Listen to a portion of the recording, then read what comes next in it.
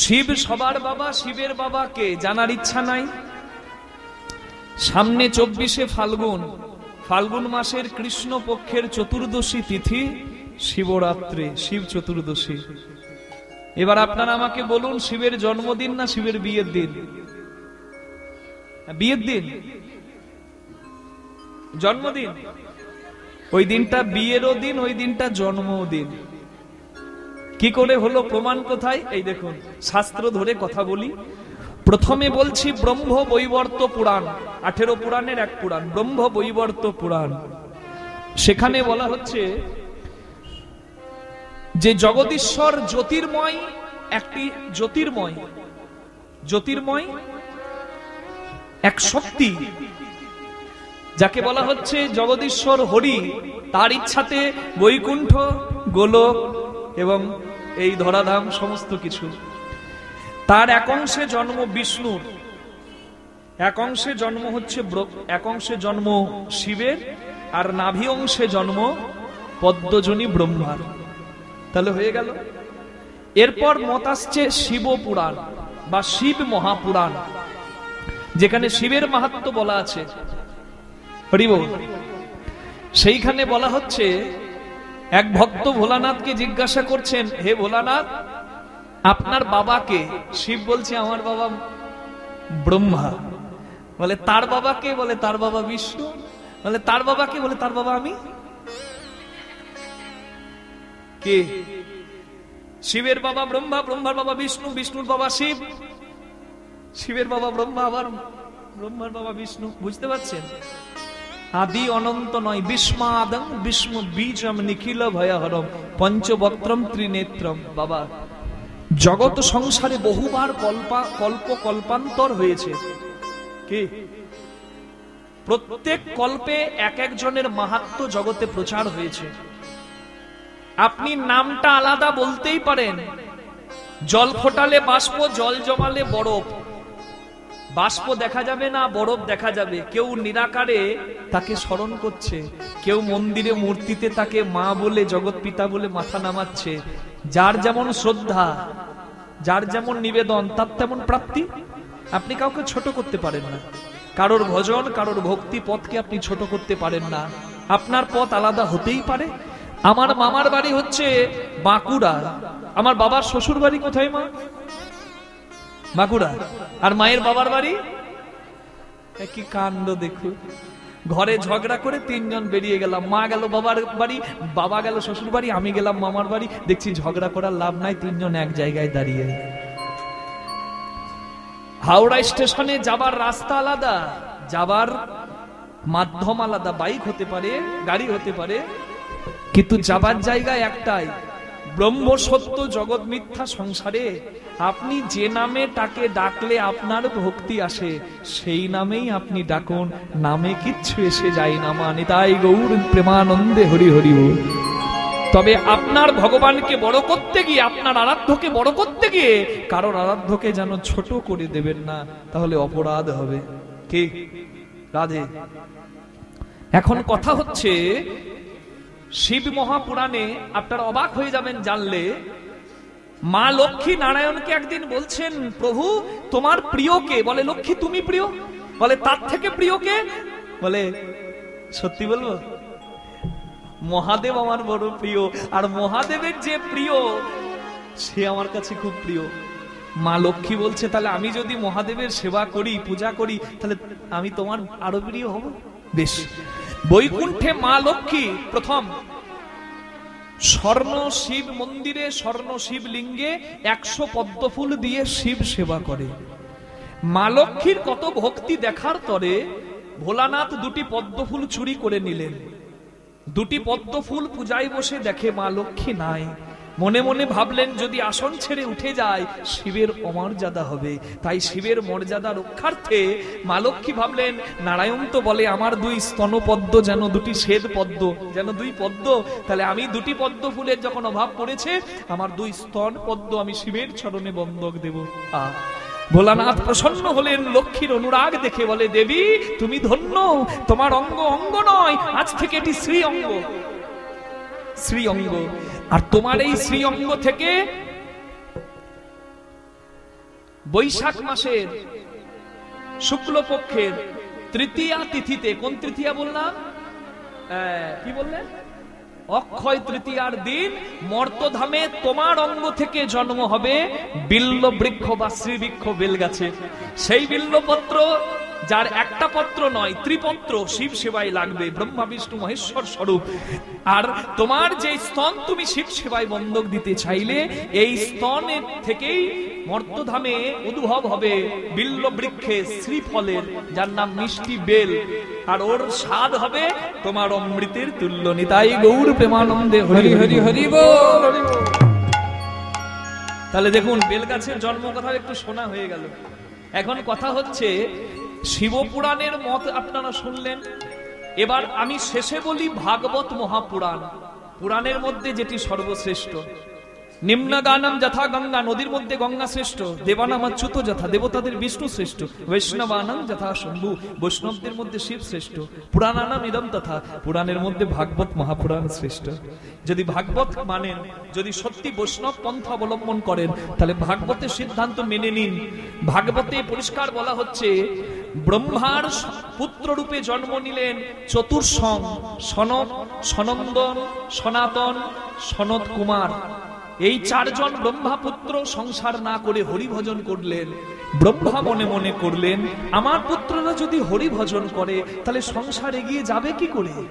তখন ব্রহ্মার ক্রোধ থেকে, ব্রহ্মার ভ্রকুটি থেকে জন্ম নিলেন মহাদেব রুদ্র। বলুন ভোলেনাথ কি? এই জন্য ভোলানাথ বলেছিল না, আমার পিতা ব্রহ্মা, তার পিতা বিষ্ণু, তার পিতা আমি, তার পিতা ব্রহ্মা, তার পিতা বিষ্ণু। বুঝতে পারছেন? এই যে ব্রহ্মার ক্রোধ থেকে জন্ম নিলেন শিব, যেদিন জন্ম নিলেন সেই দিনটাই হচ্ছে শিবরাত্রির দিন। এবার আপনারা বলবেন, এতদিন তো জানতাম শিবের বিয়ের দিন, তার জন্মদিন কি করে হয় বাবা? মা, আমার 15ই আগস্ট জন্মদিন ধরে নিন, সেদিনই ধরে নিন আমার বিয়ে হয়ে গেল। তাহলে কি আমার বিয়ের দিন আর জন্মদিন আমি আলাদা করব? যেদিন শিবের বিয়ে হয়েছে পরবর্তীকালে সেদিনই শিবের মানে জন্ম হয়েছে, সেদিনই আবার পরবর্তীকালে শিবের বিয়ে হয়েছে। তাই শিবরাত্রির দিন জন্মদিনও মানতে পারেন, বিবাহের দিনও মানতে পারেন। কি আপনারা জানেন, 4 প্রহরে দুগ্ধ, দধি, ঘি আর মধু দিয়ে শিবকে স্নান করাতে হয়। মানে দুধ, দই, ঘি আর মধু দিয়ে 4 প্রহরে 4 বার শিবরাত্রির দিনে আপনারা নিষ্ঠাভাবে ভোলানাথকে নিবেদন করবেন, আত্মনিবেদন করবেন। আপনারা বলবেন, হে বৈষ্ণব চূড়ামণি, বৈষ্ণবের কৃপা হলে হরি ভক্তি জাগে, যেন আমি কৃষ্ণ পদে মতি রাখতে পারিনি। তাই গৌর প্রেমানন্দে হরি হরি হরি বল। শিবে আর কৃষ্ণতে ভেদ করতে যাবেন না। আজকে আমি অভিন্ন তত্ত্ব বলবো, দেখুন আপনারা মিল খুঁজে পাবেন, ভেদাভেদ নয়, আজকে মিলন হবে। নিতাই গৌর হরি হরি হরি বল। আচ্ছা, শিবকে বলে সবাই বাবা, শিবের বাবাকে আমি অনেক তথ্য বললাম।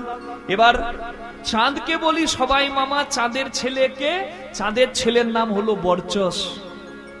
বর্চস ভগবান যেদিন মনে মনে ভাবলেন যে কুরুক্ষেত্রের অর্জুনের রথের সারথি হয়ে আমি ধর্ম প্রতিষ্ঠা করব, ভগবান মনে মনে বললেন দেবতাদের, শোনো দেবরাজ, শোনো পবনদেব, শোনো ধর্মরাজ, তোমাদের পুত্রদেরকে আমার সঙ্গে যেতে হবে ধর্মের সাক্ষী হয়ে। দেবরাজ ইন্দ্রের পুত্র অর্জুন আপনারা জানেন, যুধিষ্ঠির হয়েছে ধর্মরাজ পুত্র আপনারা জানেন, পবন পুত্র ভীম, অশ্বিনী কুমার দ্বয়ের পুত্র মাদ্রীর সন্তান নকুল সহদেব। কিন্তু সবাই নিজের সন্তানকে পাঠাবে বলল, চাঁদ বলে আমি আমার ছেলেকে ছেড়ে থাকতে পারবো না, আমার ছেলেকে আমি বড় ভালোবাসি। ভগবান বললেন, না চন্দ্র তোমাকে তো পাঠাতেই হবে। তখন চন্দ্রদেব বললেন, বেশ, আমার পুত্রকে মাত্র 16 বছরের জন্য আমি পাঠাবো, আর সূর্যাস্তের আগেই আমার কাছে ফিরে আসবে আমার পুত্র, যার নাম 16 বছর বয়সে চক্রবিহে প্রবেশ করে আর বের হতে পারেনি, যার নাম অর্জুন নন্দন অভিমন্যু। নিতাই গৌর হরি হরি হরি হরি হরি বল। কে মিলে গেল? মিলেছে তো? ঠিক ঠিক আছে, ঠিক আছে। আরে আরে বাবা বসেছে, তার পাশে বাবার বাবা মানে দাদু বসেছে, খুব ভালো করেছে। অসভ্য, অভদ্র, শয়তান। না আছে ভদ্র সমাজে বসার মতো বোধ, না আছে জ্ঞান, না আছে বুদ্ধি। বাঁদরের মতো চোখগুলো দেখলে কারোর ভালো লাগবে না। ভূত প্রেতের সঙ্গ করে, শ্মশানে বেড়ায়। ছি ছি ছি ছি, আমাকে দিকে উঠেও দাঁড়ালো না, নমস্কার করলো না, শ্রদ্ধা জানালো না। এত বড় বড় কথাগুলো দক্ষ রাজা কাকে বলছে বুঝতে পারছেন তো? ব্রহ্মা গেল, বিষ্ণু গেল, বাকি আছে কে? মহাদেব। আবার মহাদেব পর নয়, নিজের ছোট জামাই। শ্বশুর জামাইকে এত কথা বলে দিল, কিন্তু জামাই তো তত্ত্ববিদ, ভোলানাথ তত্ত্বদর্শী। এই কানে শুনে এই কানে কথাগুলো বের করে দিলেন। মনে মনে ভাবছেন কন্যা সম্প্রদায়তে পিতা, মেয়েকে বিবাহ দিয়েছে এবং তিনিও তো আমার পিতৃ আসন লাভ করেছেন, সে তো শ্বশুর মশাই, ঘরের লোকের সঙ্গে ঝগড়া কি করব? তাই এই কানে শুনে এই কানে বের করে দিলেন। কিন্তু শিবের ভক্তরা শুনলো না। এই যে আস্তে আস্তে আস্তে, গলার নিচে। হ্যাঁ, আপনার কার নামে সব বলছেন? আপনি শিব তত্ত্ব জানেন? হ্যাঁ, তার মতো তত্ত্ববিদ আর কেউ আছে? আপনি আপনি এত বড় বড় কথা বলে দিচ্ছেন। এদিকে ভৃগুমুনি এসে তখন দক্ষ রাজার পাশে দাঁড়িয়েছে, কারণ দক্ষ রাজার দাদা হচ্ছে ভৃগুমুনি। ব্রহ্মার ছেলে ভৃগুমুনি আর ব্রহ্মার ছেলে দক্ষ রাজা। দাদা এসেছে ভাইকে বাঁচাতে, বলে এই চোরের মায়ের বড় গলা। হ্যাঁ, জামাই শ্বশুরে কথা হবে, তোমরা বলার কে হে? আমি অভিশাপ দিচ্ছি, শিবগণ মানে শিব ভক্ত সব পাষণ্ড হবে। সঙ্গে সঙ্গে শিব ভক্তরা বলছে, শিবগণ বলছে, বিনা অপরাধে শাস্তি দিলেন, ব্রাহ্মণ হবার এত অহংকার, অভিশাপ ঠোঁটের ডগায় থাকে। আমরা অভিশাপ দিচ্ছি, আপনি ব্রাহ্মণ হবার যে অহংকার দেখালেন, এ অহংকারে কি হবে জানেন? ব্রাহ্মণ লাখপতি কোটিপতি হবে, কিন্তু হবে সেই কোটি টাকার ভিখারি। এত অভিশাপ দেওয়াদি হয়ে গেল। সৃষ্টিকর্তা ব্রহ্মা বিষ্ণু আছে, এদিকে মহাদেব ভাবলেন এই ঝামেলার জায়গায় বেশিক্ষণ থেকে লাভ নাই, কি আছে, তাই পালিয়ে যাওয়াটাই ভালো। যেখানে ঝগড়া হয় সেখানে সাধু কোনোদিন দাঁড়িয়ে থাকে না।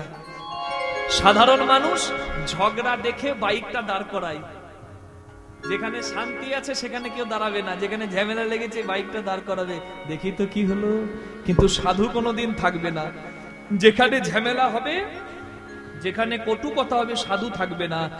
আর বৈষ্ণব সম্রাট হচ্ছে ভোলানাথ, তিনি চলে গেলেন, না এখানে থাকবো না, যাই আমি বসে ধ্যান করি। কৈলাস পর্বতে বসে গিয়ে ধ্যান করে। কৈলাস পর্বতে অতি আনন্দেতে, কৈলাস পর্বতে অতি আনন্দেতে বসে আছে রে ভব ভোলা। কৈলাস পর্বতে অতি আনন্দেতে বসে আছে ভব ভোলা। মুখে রাম নাম ছপে অবিরাম, গলাতে হারের মালা। যার মুখে রাম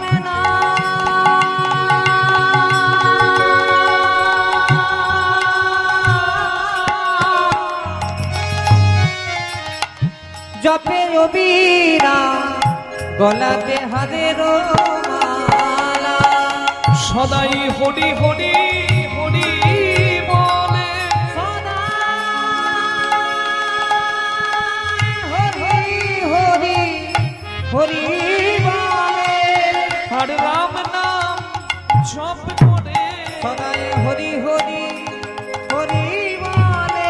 মুখে রাম নাম জপ করে, তার বুক ভেসে যায় নয়ন চলে।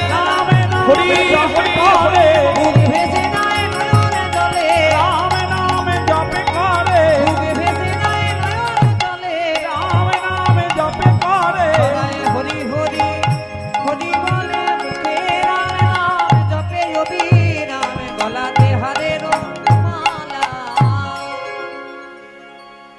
না, এখানে থেকে লাভ নাই, এখানেও আমার মন বসছে না।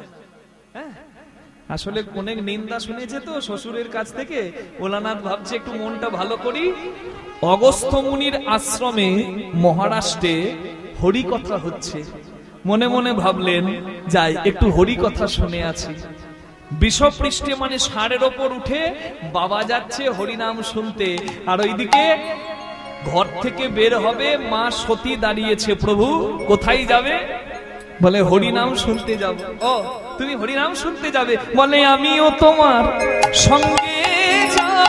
আমিও তোমার সঙ্গে যাব। বাহ, আমার সঙ্গে যাবে? হ্যাঁ, তা আমার সঙ্গে গিয়ে হরিনামের আসরে কি করবে? ওই খুঁটি হেলান দিয়ে ঘুমাবে নাকি? বলে না না, ঘুমাবো কেন, আমি মুখে হরি হরি হরি বলবো। প্রভু আমিও তোমার সঙ্গে যাব। মুখে হরি হরি হরি বলবো। একবার প্রেমানন্দে বাহু তুলে হরি হরি হরি হরি বলবো, প্রেমানন্দে বাহু তুলে। হরি হরি হরি বলবো। আনন্দে বাহু তুলে, হরি হরি হরি বলবো। প্রেমানন্দে বাহু তুলে। প্রভু আমিও তোমার সঙ্গে যাব। কে রাম নাম জপে অবিরাম, গলাতে হরের মালা। মন ভালো করার জন্য শিব হরিনাম শুনল, আর হরিনাম শুনে আনন্দ মনে কৈলাসে ফিরে আসছে। দু হাত তুলে আমরাও আসুন হরিনামে কৃষ্ণ নামে দুটি বাহু তুলে, আছে কাজ সকাল সকাল সাজ। এ দু হাত তুলে একটু সবাই মিলে কৃষ্ণ বলে দুটি বাহু তুলে এসো না ভাই হরি বলে।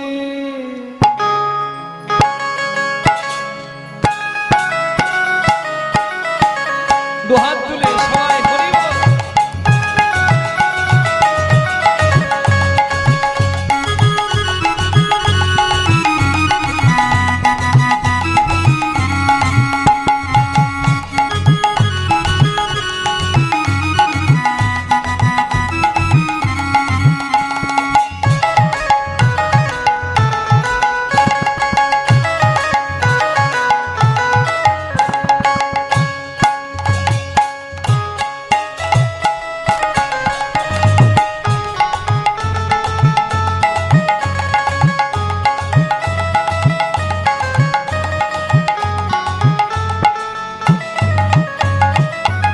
এ নামে নেই কোনো ভাবনা, এ নামে নাই কোনো চিন্তা। এই নামে নেই কোনো ভাবনা, এই নামে নেই কোনো চিন্তা। ও এ নামে নেই কোনো ভাবনা, এ নামে নেই কোনো চিন্তা। বদন ভরে নাম গান, বদন ভরে এই নামে গান। বদন ভরে এই নাম গান। বদন ভরে এই নামে গাও। বলো না কৃষ্ণ কৃষ্ণ না কৃষ্ণ বলে হরি বাহু বাহু তুলে এসো না ভাই হরি বলে। কৃষ্ণ বলে বাহু তুলে এসো না ভাই হরি বলে।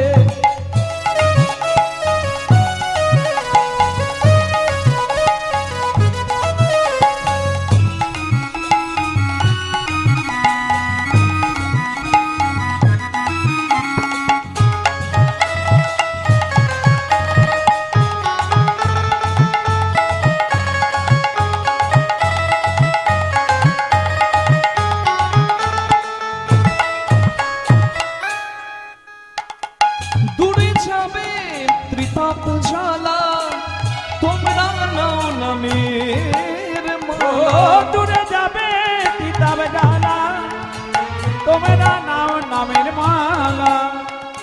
আই আই আই আই আই আমার ভাই, তোরা চল চল চল চল বৃন্দাবনে চল। তোরা আয় আয় আয় আয় আয় আমার ভাই। তোরা চল চল চল চল বৃন্দাবনে চল। একবার কৃষ্ণ বলে বাহু তুলে এসো না ভাই হরি বলে।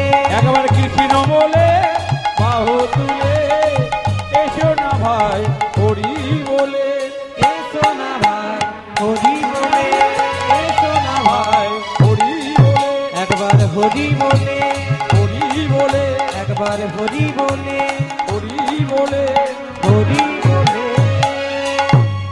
বলুন ভগবান কৃষ্ণচন্দ্র কি, বলুন রাধা রানী কি, বলুন মহেশ্বর কি। হরি নাম শুনে ঘরে ফিরছে কৈলাসে। সময়টা ছিল ত্রেতা যুগ। ত্রেতা যুগে মা সীতাকে হারিয়ে রামচন্দ্র বনে বৃক্ষ জড়িয়ে ধরে সীতা সীতা বলে কাঁদছে। রামচন্দ্রকে কাঁদতে দেখে শিবও কাঁদছে, কারণ শিবের গুরু রাম, রামের গুরু শিব, এমন সম্পর্ক নাই। মা সতী বলছে, এই যে তোমার চোখে জল প্রভু, এক্ষুনি আনন্দ করে হরিনাম করছিলে আবার কাঁদছো? বলে আমার প্রভু রাম কাঁদছে বলে।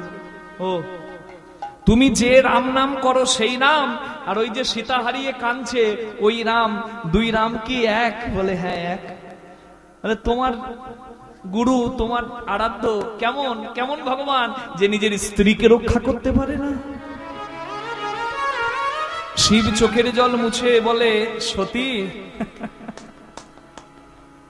ঠিক বলেছে, সবই প্রভুর লীলা। যদি আমার প্রভু রামের আদেশ না থাকতো, রাবণের 14 গোষ্ঠীর ক্ষমতা ছিল না সীতামাকে নিয়ে যাবে। সবই প্রভুর ইচ্ছা। তা বলছে, তোমার প্রভু যে কেমন ভগবান, আমি একবার পরীক্ষা করে আসি। না সতী, ভগবানকে কোনোদিন পরীক্ষা করতে যেও না, সর্বনাশ হবে। বলে না না, আমি একবার দেখে আসি তোমার কেমন ভগবান। রামচন্দ্র সীতা সীতা বলে বনে কাঁদছে। সতী সীতা সেজে এসে দাঁড়িয়েছে রামচন্দ্রের সামনে। রামচন্দ্র ধনুকের উপর মাথা দিয়ে কাঁদছে, আর সতীমা এসে বলছে, প্রভু কান্না কেন? এই তো আমি এসে গেলাম, এই তো আমি এসে গেলাম, এই তো আমি এসে গেলাম, তোমায় আর কাঁদিতে হবে না গো। এই তো আমি এসে গেলাম, তোমায় আর কাঁদিতে হবে না গো, এই তো আমি এসে গেলাম। এই তো কাঁদছো কেন? এই তো আমি এসেছি। রামচন্দ্র ধনুক থেকে মাথাটা সরিয়ে সঙ্গে সঙ্গে সামনে দেখে সীতা সেজে একজন দাঁড়িয়ে আছে। রামচন্দ্র বদন পানে চেয়ে প্রণাম করে বলে, ও মা জানো কি, তুমি জানো কি, ও মা জানো কি, তুমি জানো কি, বলো কোথায় আমার জানো ও মা কি? জানো কি, তুমি জানো কি, কোথায় আমার মা জানো কি, ও জানো কি, জানো কি। রামচন্দ্র জিজ্ঞাসা করছে, ওমা জানো কি, ডু ইউ নো, তুমি কি জানো কোথায় আমার জানো কি? হোয়ার ইজ মাই জানো কি?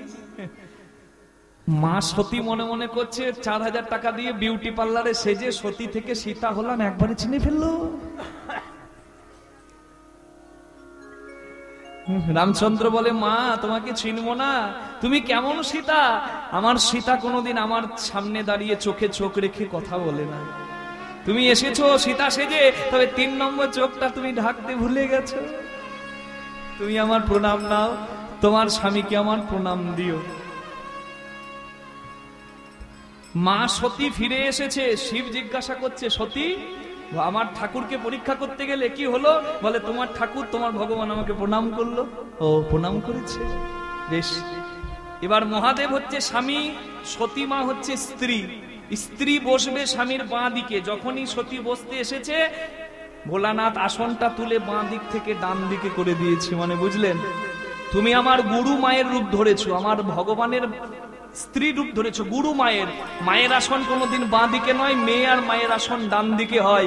আজ থেকে তুমি আসনটাই তোমার বদলে দিলাম। তুমি ভগবান পরীক্ষা করতে যাবে, তোমার শিক্ষা হলো তোমার আসনটাই আজকে আমি বদলে দিলাম। নিতাই গৌর হরি হরি হরি হরি। যে আসনে বসে ভগবত তত্ত্বকে মিথ্যা ভাবো, সেই আসন তোমার থাকবে না। ঠিকই জানে, সাঁতার জানলে নদী পুকুরের জলে ডুবে মরার ভয় থাকে না, কিন্তু সাঁতার জেনেও সাগরের জলে পড়লে কোনো লাভ থাকে না। সাগরের জলে যদি কেউ পড়ে, তার বাঁচার একটাই রাস্তা, আত্মনিবেদন। তুমি রাখলে আছি, তুমি মারলে মরি। হাত তুলে দিলাম। যদি কোনো নৌকা বা জাহাজের নাবিক আমাকে দেখতে পেয়ে আমার হাতটি ধরে টেনে তোলে তো বাঁচার রাস্তা আছে, নচেত নেই। তাহলে এই হাত যে আপনি তুলে দিচ্ছেন মা, আর এই হাত যদি ঠাকুরজি একবার ধরে নেয় তাহলে ডুবে মরার কিন্তু ভয় নাই। জঙ্গলের সিংহ গরুকে ধরবে বলে এগিয়ে যাচ্ছে, গরুটা প্রাণের ভয়ে দৌড়াতে গিয়ে একটা কাদার দলদলে পড়ে গেল। গরু মনে মনে ভাবছে যদি কাদার থেকে ওঠার চেষ্টা করি, যত চেষ্টা করব তত তলে তলিয়ে যাব। আর যদিও এখান থেকে বেঁচে যায়, পেছনে সিংহ আছে, সিংহের থেকে বাঁচা বড় দায়। যার কেউ নাই, ভগবান আছে সহায়, অপেক্ষা করছে ওই স্থানে দাঁড়িয়ে কেউ এসে যদি আমায় রক্ষা করে। আর এদিকে সিংহটা দেখতে দেখতে গরুটার পিছু ধাওয়া করতে করতে সে ওই কাদার মধ্যে ঝাঁপ দিয়ে দিল গরুটাকে ধরবে বলে, কিন্তু গরুটার থেকে ঠিক 2 হাত আগে সেও কিন্তু কাদার দলদলে পড়ে গেল। যেই না পড়ে গেল, সিংহ মনে মনে ভাবলো আমি জঙ্গলের রাজা, আমি এই কাদার মধ্যে ডুবে মরবো। সে কিন্তু শক্তি প্রয়োগ করে বের হতে চাইলো। বাবা, শক্তি ভগবান কম বেশি সবাইকেই দিয়েছেন, কিন্তু শক্তিটা কোথা প্রয়োগ করতে হবে এটা জানা চাই। ভারতীয় প্রধানমন্ত্রী, প্রাক্তন প্রধানমন্ত্রী মাননীয় অটল বিহারী বাজপেয়ী মহাশয়, তাকে একজন কোর্টের অ্যাডভোকেট উকিল জিজ্ঞাসা করছেন, আপনি বড় সুন্দর ভাষণ দেন, আপনার কাছে এই ভাষণটা শিখতে চাই, কথা বলাটা শিখতে চাই। বলে আমার কাছে শিখতে হলে কথা বলাটা শিখো না বাবা, শিখতে হলে কোথায় চুপ থাকতে হবে সেটা আগে থেকে শেখো।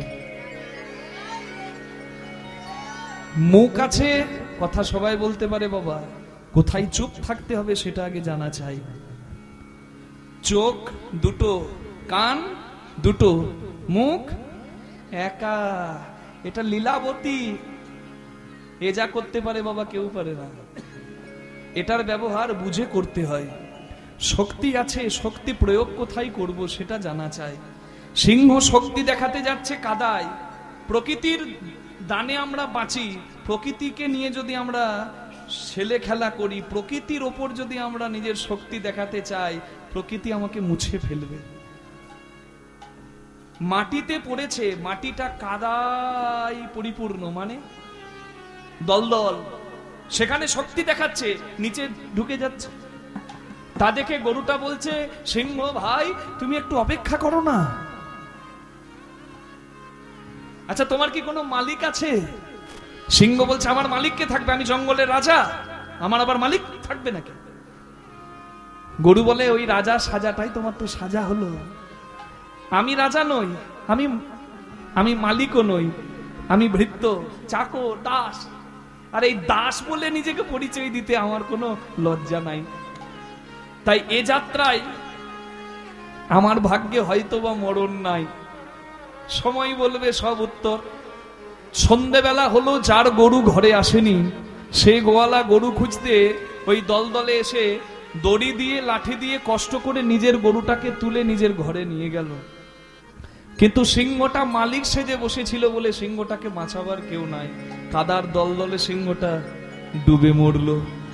মালিক সাজলে জ্বালা বেড়ে যাবে, কিন্তু কেউ যদি ভগবানের দাস, এটা তার গর্বের পরিচয় হয়, প্রভু আমার যা কিছু আছে এসব পেয়ে যেন আমি তোমায় না ভুলে যাই, দিয়ে ধন বুঝে মন কেড়ে নিতে কতক্ষণ, এই সবের মাঝেও আমি যেন তোমাকে স্মরণ করে আমি সৎ পথে চলতে পারি, আর আমি কিছু চাই না। নিতাই গৌর হরি।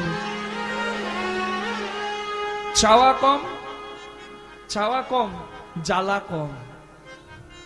চাওয়া বেশি, জ্বালা বেশি। চাওয়া কমিয়ে জ্বালা কমানোই ভালো।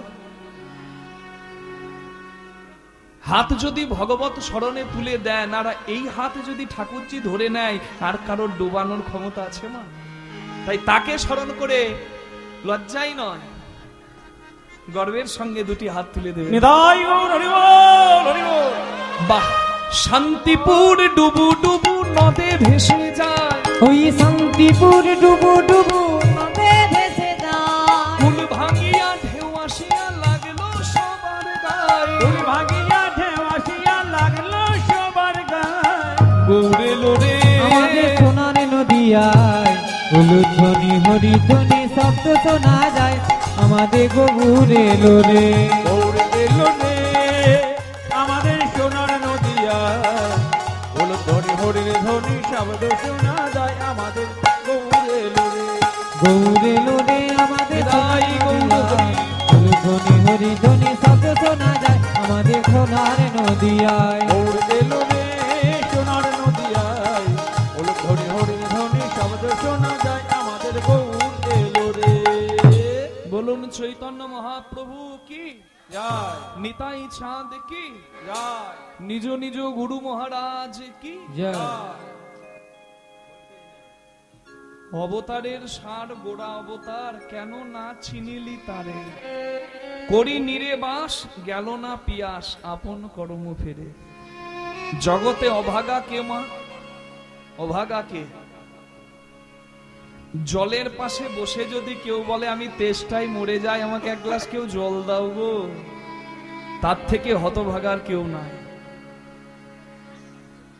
ঠিক তেমনি এই ভারতের পবিত্র মাটি এই বাংলার মাটিতে জন্ম নিয়ে কেউ যদি বলে যে আমি সৎ পথ পাচ্ছি না আমি প্রেম পাচ্ছি না আমার ভক্তি জাগছে না তার থেকে হতভাগার কেউ নাই কারণ প্রেমের ঠাকুর ভগবান যে মানুষের মাঝে নেমে আসে এটা মানুষ শাস্ত্রে পড়েছে গল্পে পড়েছে চোখে দেখে নাই দেখলো সেদিন যেদিন ধন্য ভাগীরথীর কুল আলো করে শচী জগন্নাথ মিশ্রের আনন্দমুখর আঙিনাকে উদ্ভাসিত করে জন্ম নিলেন কলিযুগের নামদাতা প্রেমদাতা পরম দয়াল শ্রী গৌরাঙ্গ মহাপ্রভু বাঙালি হয়ে যদি কেউ গৌরাঙ্গ ভুলে যায় বাঙালি জাতির হবে সেদিন আত্মহত্যা আজকে এখানে যারা কীর্তন শুনতে এসেছেন মা সবার বাড়ি এক জায়গায় নয় সবার ডিগ্রি উপাধি শিক্ষা এক নয় সবার কুল জাতি এক নয় সবার ধন ঐশ্বর্য এক নয় আজকে আপনারা এখানে এক হয়েছেন জানেন কার জন্য আমার গৌরাঙ্গ মহাপ্রভুর জন্য তিনি মানুষকে এক করে গেলেন সমস্ত ভেদাভেদের গণ্ডি পার করে মানুষে মানুষে মিলন করে গেলেন তাই বাঙালি যদি গৌরাঙ্গ ভোলে তাহলে বাঙালি হবে বড় অভাগা শুধু কি তাই এত সুন্দর পথ যিনি দেখালেন সনাতন প্রভুকে যিনি বললেন সনাতন এই আমি কে এটার উত্তর হচ্ছে জীব নিত্য কৃষ্ণ দাস জীব নিত্য কৃষ্ণ দাস যেই ভুলিয়ে গেল মায়া এসে জীবের গলাতে বাঁধিল যে নিজের পরিচয়টা দিল আমি মায়ার দাস এ সংসারের সং মানে নাটক সার মানে আসল ধন শুধু নাটকের সঙ্গী হলো সারের সঙ্গী হলো না তার সং হলো সার হলো না তাহলে এই সঙ্গে যারা মেতে রইল তাদেরকে পদকর্তা বললেন কণ্টকেরও তরু সদাই সেবিলি কণ্টকেরও তরু সদাই সেবিলি কণ্টকেরও তরু সদাই সেবিলি অন্তকের তরু সদাই সেবিলি